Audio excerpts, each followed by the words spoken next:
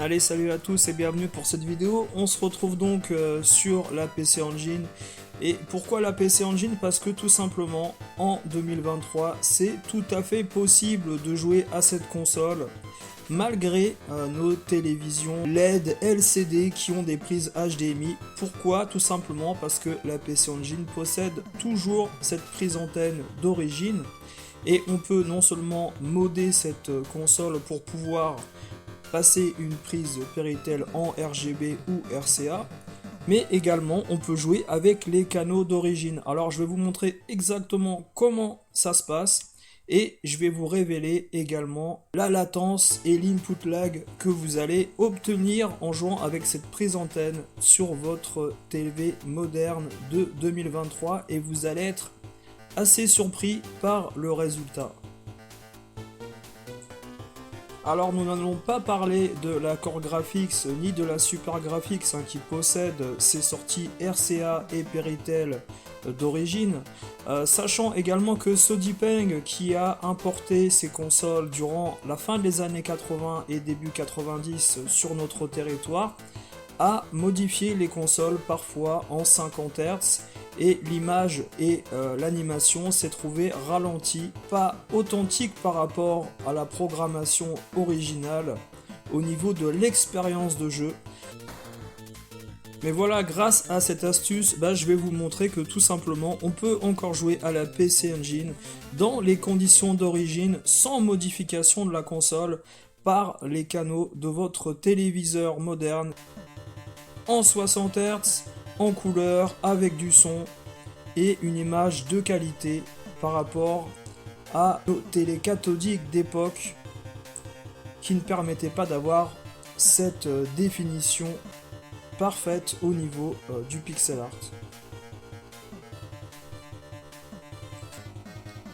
Alors dans les années 90, la guerre des graphismes, de la qualité sonore était vraiment à l'heure du jour avec la Mega Drive et son processeur Yamaha, la Super Famicom qui allait arriver et apporter de la symphonie et un côté moins synthétique à la musicalité des jeux, et également l'arrivée du CD-ROM avec la PC Engine et le Core Duo.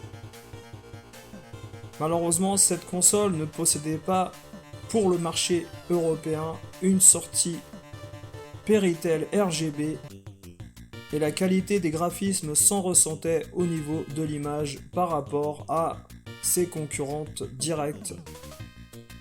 Cela dit, il y avait très peu de joueurs qui ont eu la possibilité de jouer à cette PC Engine pour ce problème parfois sur leur télé cathodique d'époque où les gens avaient une image en noir et blanc en 60 Hz ou également pas de son au niveau des canaux hertziens de leur téléviseur.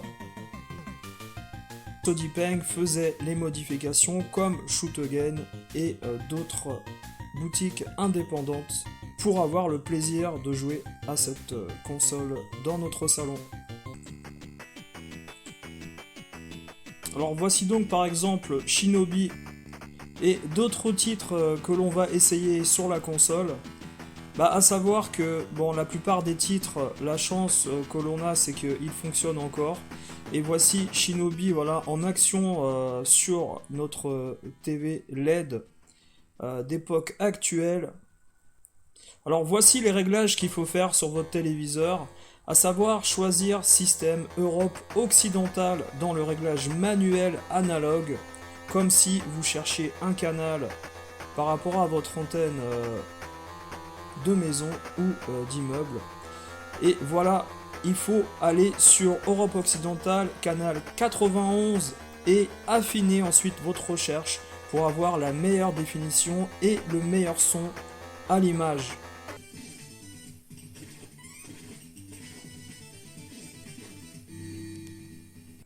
Alors ici, on va regarder de plus près PC Kit par exemple.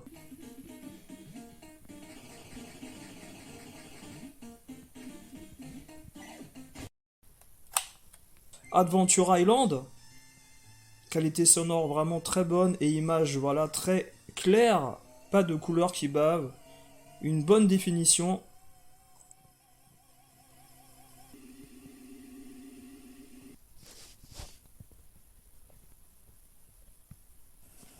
Alors maintenant on va tester Outrun et vous allez voir qualité sonore vraiment optimale même si ça reste un des jeux les plus anciens de la console.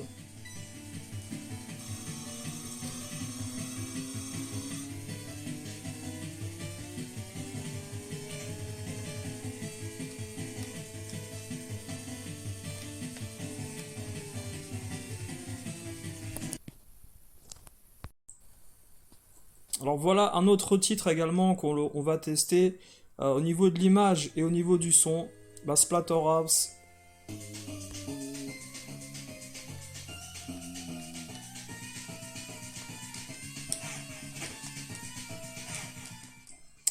Alors vous avez entendu la qualité sonore du titre, hein, vraiment claire et nette. C'est-à-dire qu'on a vraiment un jeu de qualité au niveau de la retranscription via la prise antenne. Ici on a Jackie Chan.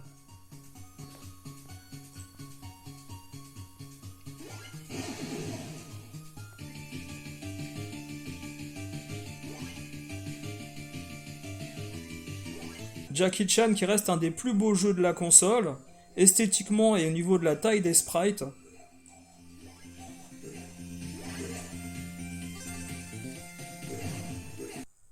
Une image en 4 tiers, de très bonne qualité.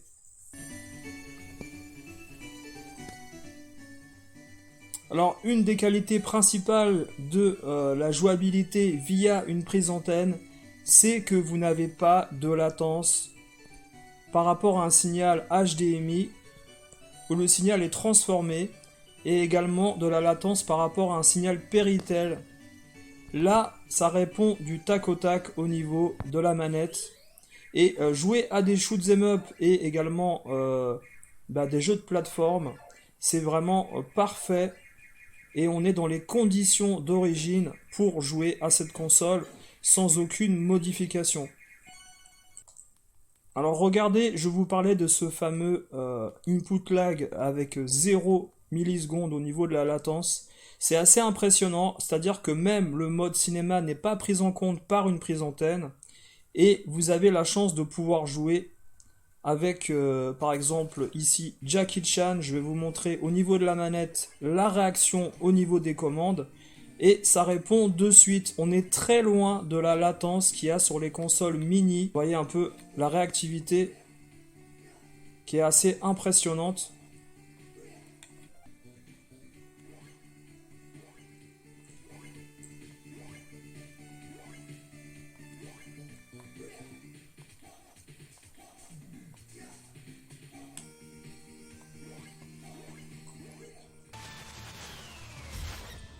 Alors ce qu'il faut savoir au niveau de cette PC Engine, c'est que vous avez la possibilité également de nettoyer les manettes au niveau de la silicone et vous avez également la possibilité de nettoyer l'intérieur de la console parce que la console a tendance malheureusement à vieillir assez mal au niveau parfois de la rouille qui peut se mettre au niveau de l'alimentation et du prise transfo qui est exposé à l'humidité extérieure et puis également le slot U-Card qui également nécessite un entretien pour enlever tout ce qui est oxydation au niveau de la console. Cela dit, une fois tout ça réglé, vous avez la chance de pouvoir jouer avec une console de qualité à de nombreux titres sur une qualité vraiment optimale, je trouve, hein, par rapport à toutes les légendes urbaines qu'on a pu entendre au niveau de cette console, au niveau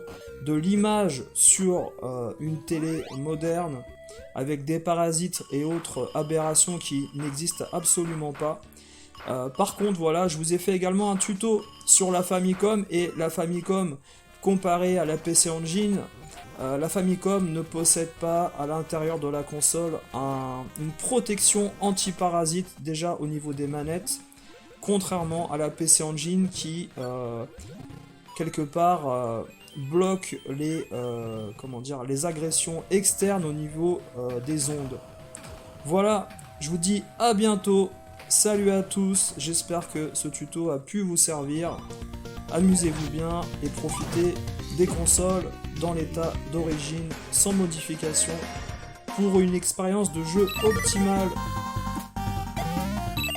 Voilà, à bientôt.